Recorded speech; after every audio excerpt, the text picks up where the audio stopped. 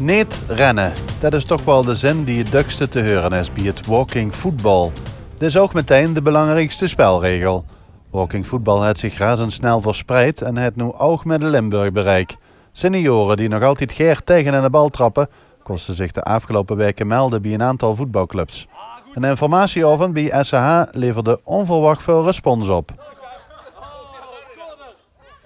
Vorige week informatieavond gehad omdat we eigenlijk bij jullie inderdaad op televisie zijn geweest. Er waren ruim 50 mensen aanwezig. Een fantastische avond. Alle voorzitters van de voetbalverenigingen aanwezig. Zowel van SVC als van EMS als van SCH. En vandaag met 15 man gestart. Dus wat wil je nog meer? Een trotse voorzitter, moet ik zeggen, ja. De heren en één dame waren dinsdag vrij goed te veren. Want voordat er gevoetbald kon worden, moesten ze eerst nog door de keuring.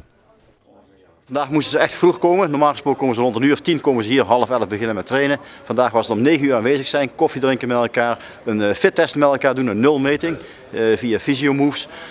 En echt kijken van waar sta je in het begin van de trainingen en waar staan we over 2 maanden. Want dat is het meest belangrijke. En ook zeker weten dat we op een gezonde, verantwoorde manier starten. Mensen hebben al 10 jaar niet gesport of 20 jaar niet gesport.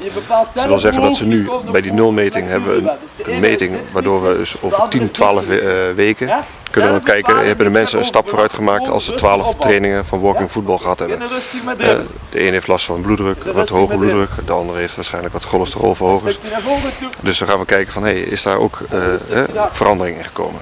Maar mochten mensen echt problemen krijgen of hebben, dan hebben we ook nog contact met de sportarts in Roermond, waardoor ze eventueel een extra test kunnen doen als ze twijfelen over bepaalde waarden die ze hebben. De Sjoen en de Zuk hebben lang genoeg in de kast gelegen. Deze Zuk waarschijnlijk al meer dan 15 jaar aan de naam van de voetbalclub te zijn. Maar eindelijk kosten de sterspelers van weleer weer aan de slag. Gaat het met of tegen tot nu toe? Oh, het valt met. Ja. Maar ja. Heb ik ook gevoetbald? Ja, in Budel en in de zomeravondcompetitie en bij het kadaster in de zaal. En later de heiputters ook nog. En wie komt er aan de zak dan? Ja, vind ik wel, ja. Jeugdleider geweest. Het partieke, dat blijft ook bij walking voetbal het leukste onderdeel. En probeer het maar eens hoor, niet achter een bal aan te rennen die in de loop wordt gespeeld. Hoogbel, dat mag ook niet. En 3 meter afstand haaien bij een vrije bal. Dat zijn zo'n beetje de belangrijkste spelregels. En wie goed of slecht ze nog kunt voetballen, dat is voor iedereen toch wel even winnen. Niet rennen.